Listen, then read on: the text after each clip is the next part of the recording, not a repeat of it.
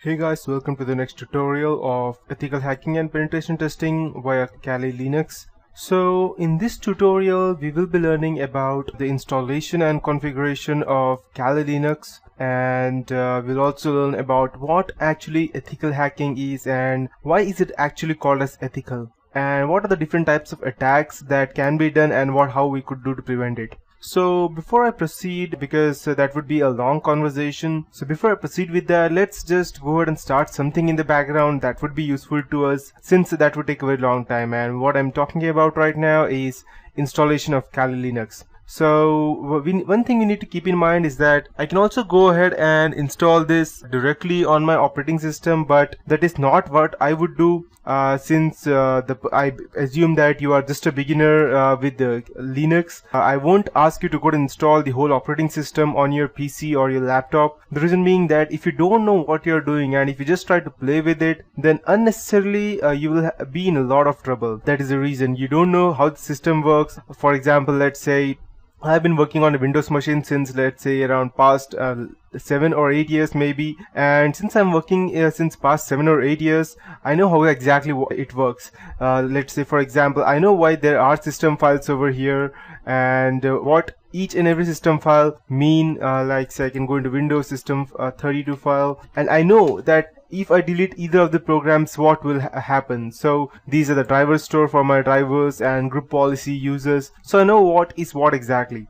But if you're a new person, if you're just a noob, and if you're trying to go ahead and try to run the Kali Linux on your whole PC, the first thing that might happen is that it may not get installed, because maybe sometimes your laptops are not bootable, not dual bootable. I'm not telling not dual bootable, but there are some specifications set by Microsoft nowadays which are crackable, but by the time you listen to this video, I don't know if something else comes in, so then you might not be able to dual boot or be able to single boot Kali Linux. The reason being that there is something that is UEFI set by the Microsoft, which only allows you to install the Microsoft Windows 8 or any newer version, 8.1 or similar versions. So that is the reason why I won't be asking you, unless you are an expert in dual booting or installing systems, unless you are not a system administrator, don't go ahead and mess with this, because it can actually go ahead and create a hell lot of problems for you. That's the reason. So that's the reason I would be asking you to go ahead and run it on your VMware workstation. I have the workstation 9.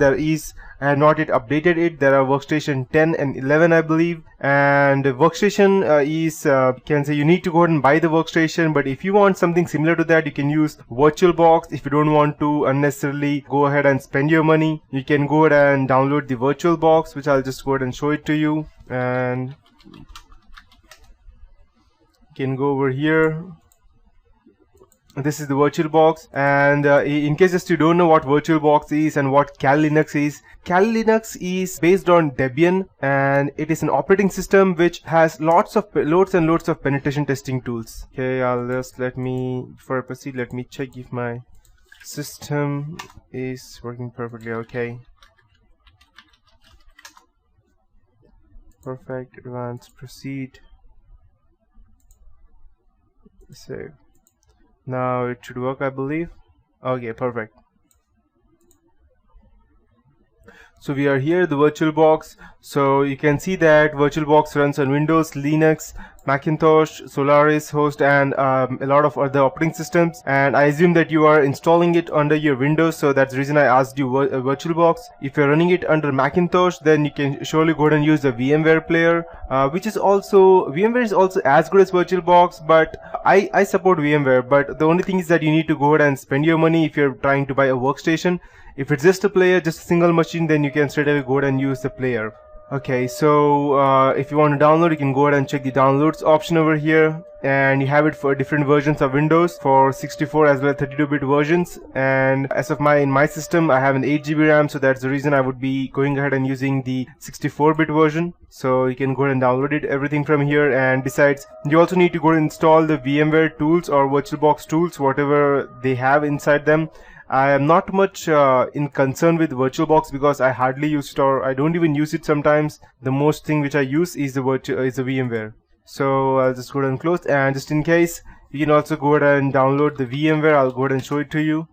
And yes, So this is VMware. It's just a virtualization platform that goes ahead and converts your that means you can go ahead and run a computer inside a computer, an operating system inside an operating system.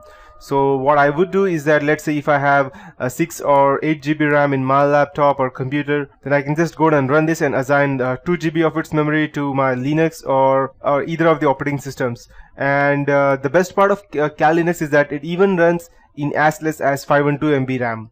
That's its best part.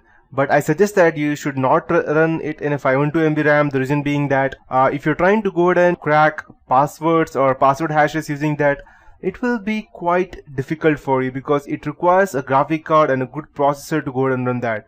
So since you are just learning Kali Linux and these are the basics for that, I'm only going to teach you how to install and do the basic stuff over there, so that once you are completely sure that you know what you're doing and the basic Linux commands and what kernels are and how to hack into them, only then I'll suggest you to go ahead and install the whole operating system so that you can go ahead and mess with anything you want and you will still be knowing what you're doing.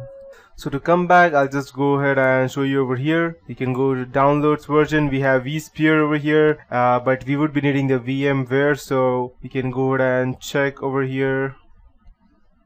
These are for okay, so okay, here it is, VMware Player. Perfect. So I'll just go ahead and open that.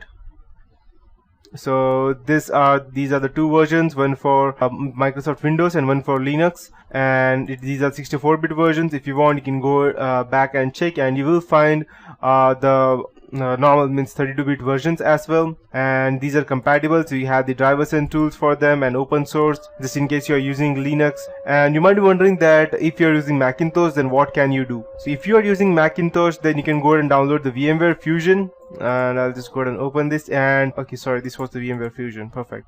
And just in case you want to buy, you can also go ahead and buy the Workstation. Workstation is far more better than the VMware, the normal VMware. The reason being that Workstation goes ahead and you can go ahead and connect 2 virtual machines at one time only. So that's far better, but you can do the same thing in VirtualBox and without spending any kind of money. So, but I support VMware because it has an extended support. That's the reason. So yes, you can go ahead and download these over here. These are for Mac and these are for the Windows. So yes, you can go ahead and download them. So once you have downloaded virtual VMware, you can just go ahead and click next, and it's quite easy. You don't actually have to do anything. Just go ahead and double click on the installer file, and once you have installed, you will see this VMware Workstation. If you are using let's say VirtualBox, then I won't be able to help you, but there is quite a suitable topic I can show you if you don't know how to install it. How to install VirtualBox.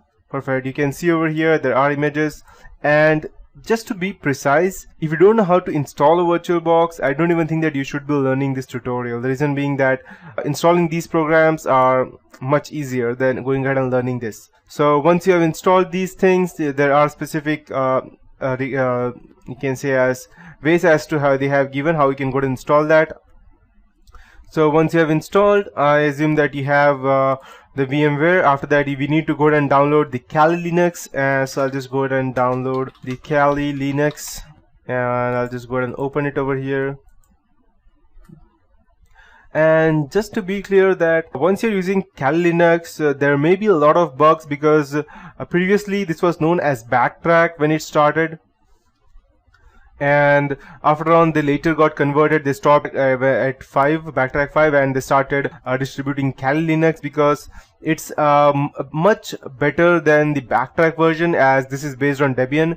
And you can see over here that this Kali Linux even works on cell phones such as Nexus 5, Nexus 6, or even the previous versions. As you can see, Kali Linux NetHunter on these devices. And you can also install it on your Raspberry Pi, Odroid, Qbox, and a lot of other things.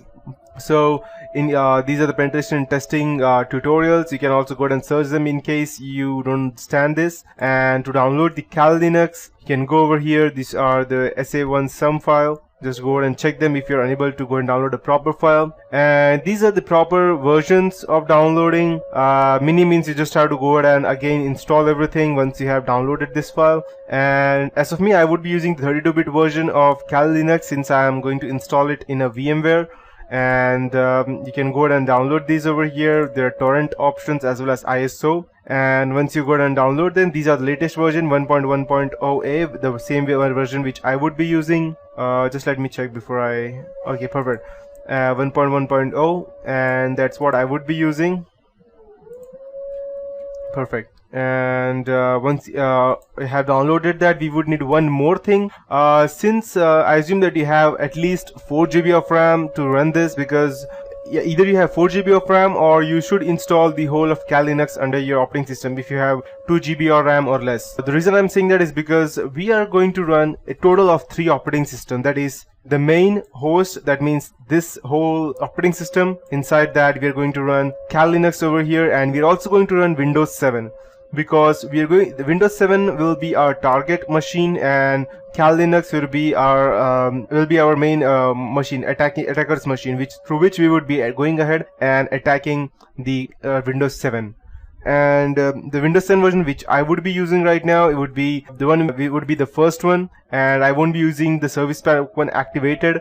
Service Pack 1, the reason being that you can say it as, let's say, it is you can also go ahead and install Service Pack 1. The only reason I'm using is because I don't have it, and I would just recommend that you don't go ahead and start the Defender. If you have it, it's not a problem, but I would suggest turning off the Defender, since I assume that you are just a noob who is going to learn through these tutorials. And if you're using a Defender, a Windows Defender on, if you're keeping that on, then there might be a different way to go ahead and, let's say, penetrate that particular operating system.